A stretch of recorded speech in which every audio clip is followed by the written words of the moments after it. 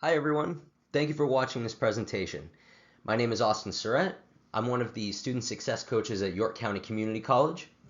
As part of our career services work, I wanted to put together a narrated PowerPoint presentation to help our students be successful for when the time comes to start applying for jobs. This presentation will cover foundational tips for putting together a resume, writing a cover letter, and highlighting some of the do's and the don'ts of the job interview process. And just for context, I should mention that before I started working at York County Community College, I taught a professional skills development course at New England College in Henniker, New Hampshire. The class was tailored for our graduate international students so that they could go on to achieve job interviews in this country after they completed their master's degree program.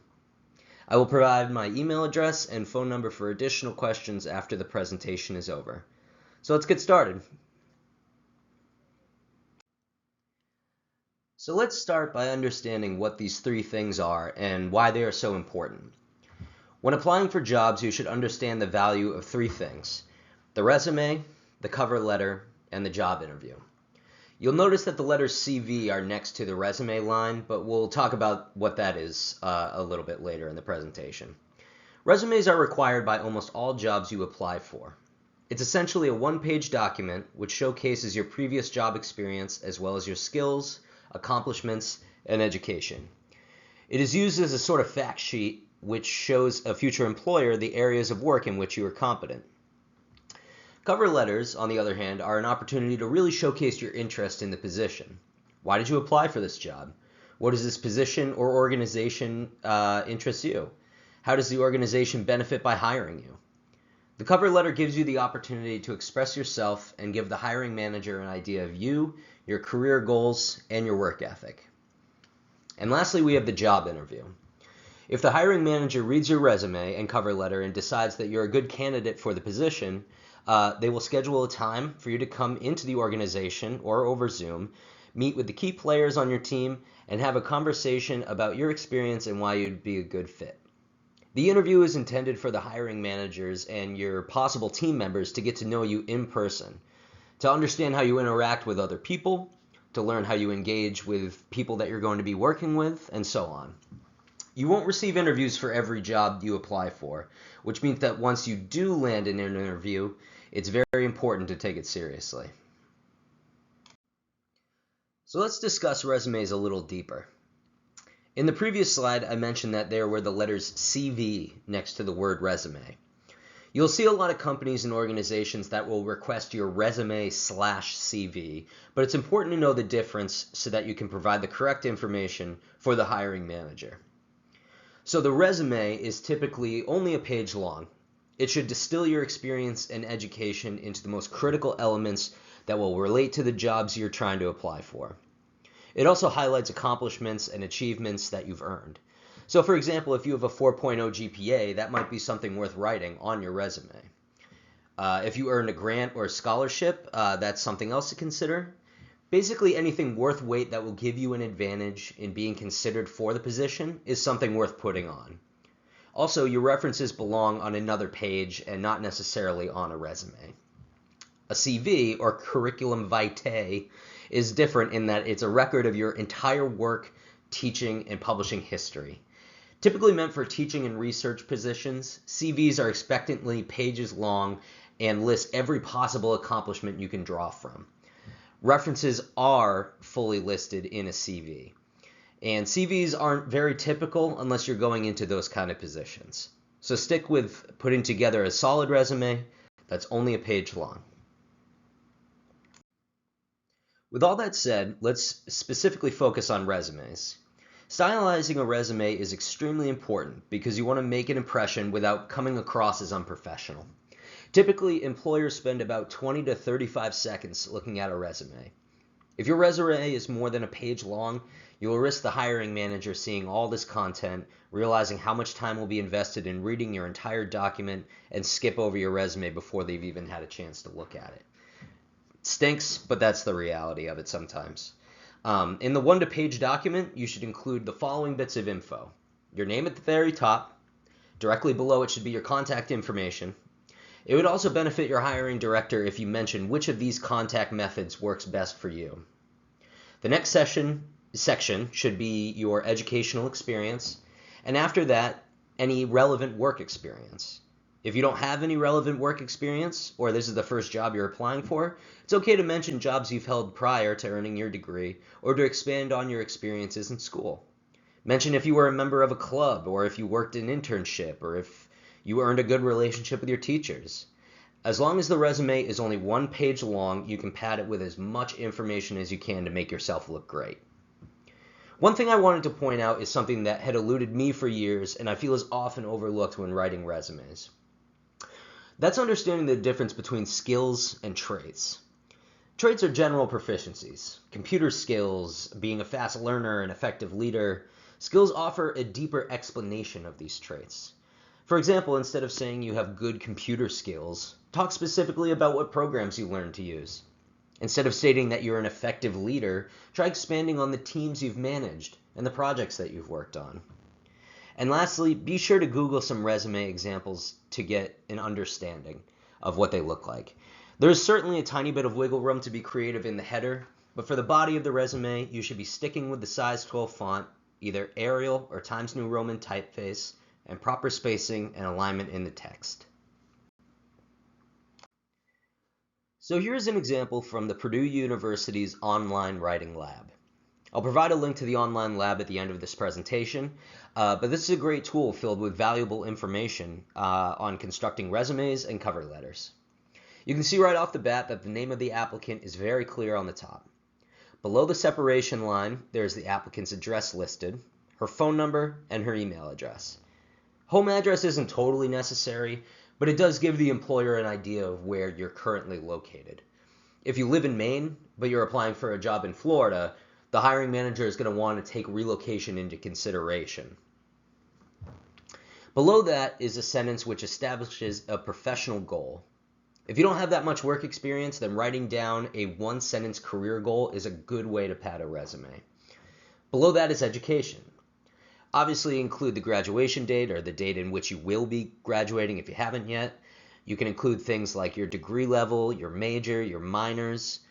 You're welcome to include your GPA. However, if you didn't do so hot in school, like earning about a 3.5, it's probably best to leave that out. Again, just more information to pad your document with. You'll notice at the bottom that there are a skills page and work experience. I'll be honest, I don't love that format, but it will suffice for this example. And another thing to quickly point out is that if you worked multiple jobs, it is recommended that you list them in the order of the most recent. So for example, in this resume, the student has their current waitress job listed first, as she's working there currently. The salesperson job she previously worked, which took place in 2007-2008, is listed below, and so on, and so on, and so on. There is a section on the bottom for references. Again, I don't personally believe references should be on a resume unless you need to pad the resume or if the employer is asking for it specifically. But again, anything to keep that 1 page in full. So now let's move on to cover letters. Cover letters are tools used to provide more information about yourself. It's essentially doing an elevator pitch. So you're basically selling yourself as well as you can in the shortest amount of time possible. Unlike resumes, which are documents of experience and competencies that meet the job duties, cover letters are the opportunity to express yourself. It is a little more personal and provides the employers with an idea of who you are, what your work ethic is like, and how you would make a great addition to their organization. So a cover letter always starts like you're writing a formal letter to someone. At the top, you should be addressing the recipient personally. This may require a little bit of research on your end. But if you take the time to find out the name of the supervisor that you would be working with on the job that you're applying for, that will give you a much bigger advantage than simply addressing the letter as to whom it may concern. If you aren't sure who your supervisor would be, then address your letter to the hiring manager. If you aren't sure who that is either, then address the letter to the Director of Human Resources.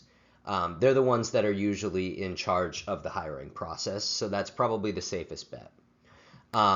If you can't find the HR representative's name, and you've done your due diligence in investigating who to address your cover letter to, only then should you start your cover letter with "to whom it may concern."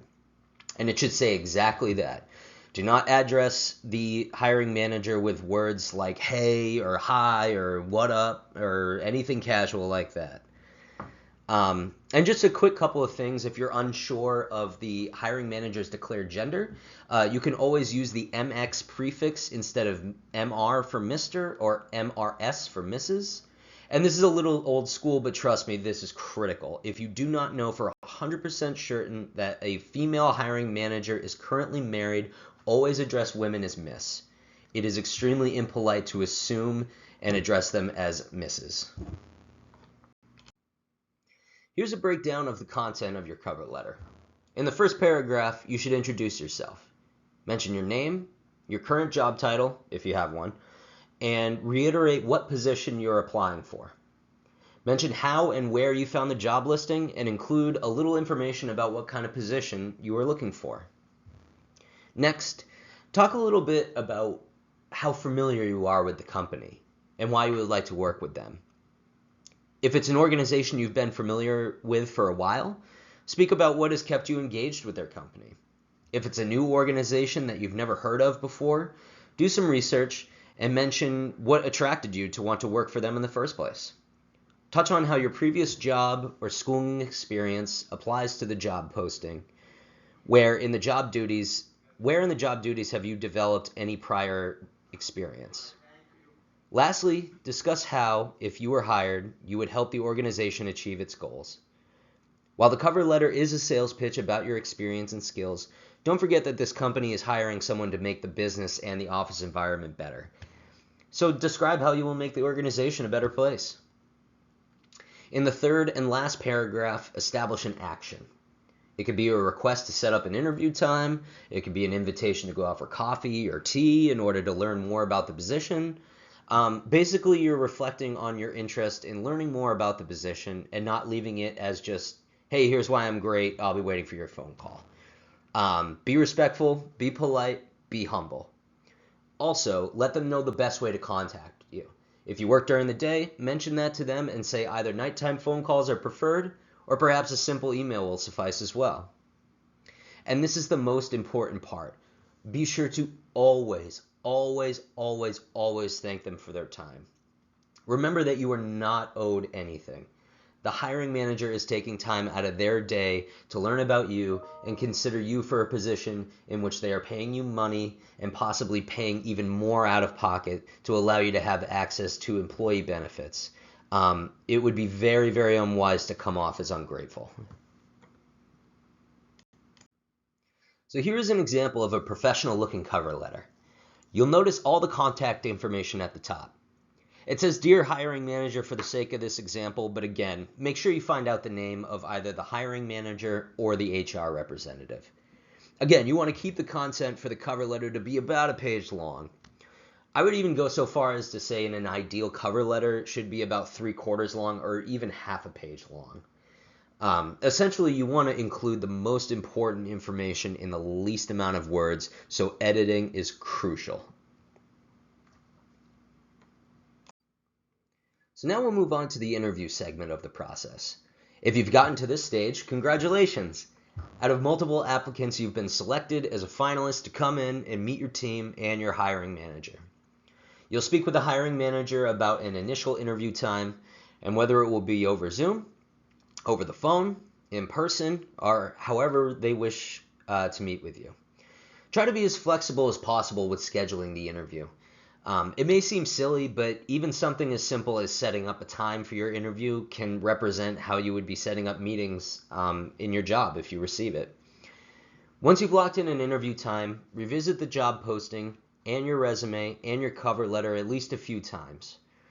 The hiring manager will have obviously reviewed your information and will be looking to ask other questions, so it would be good to familiarize yourself with the information that you've provided them on your documents.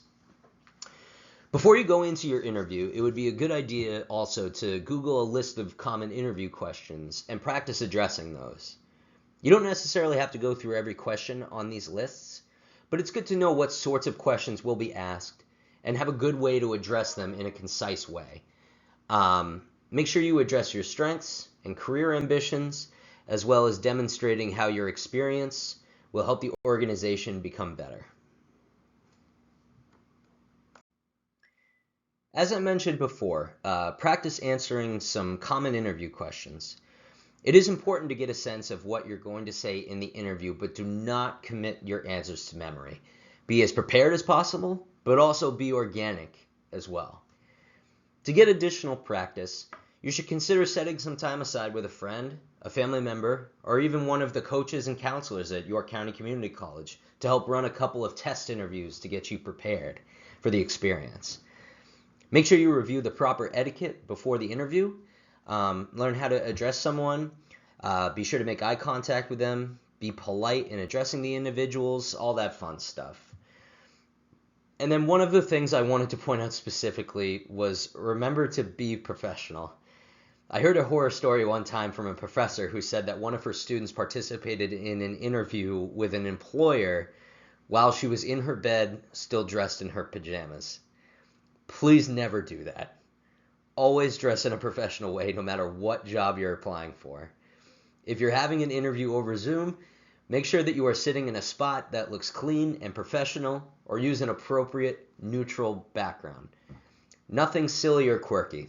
Save that for after you get the job. As we get close to the end of the presentation, I just wanted to include links to a few resources for you to use to prepare yourself for the job search process. A lot of these resources, as well as the content covered in this presentation, belong to the Purdue University Online Writing Lab. They have really neat templates that you can use to build your resume. They have templates for your cover letters as well. And there are also some additional resources that will help with professional attire advice, interview questions, and a sneak peek into the interview experience. Lastly, always make sure that you check your York County Community College email for updates on career service events that we have either on campus or virtually. And if you ever want to have your resumes and cover letters reviewed, or you want someone to run a mock interview with you, you can always email me at asorette@yccc.edu. Thank you so much for watching this presentation. I hope you learned something with this project. And on behalf of myself and the rest of the community at York County Community College, we say best of luck in your future endeavors.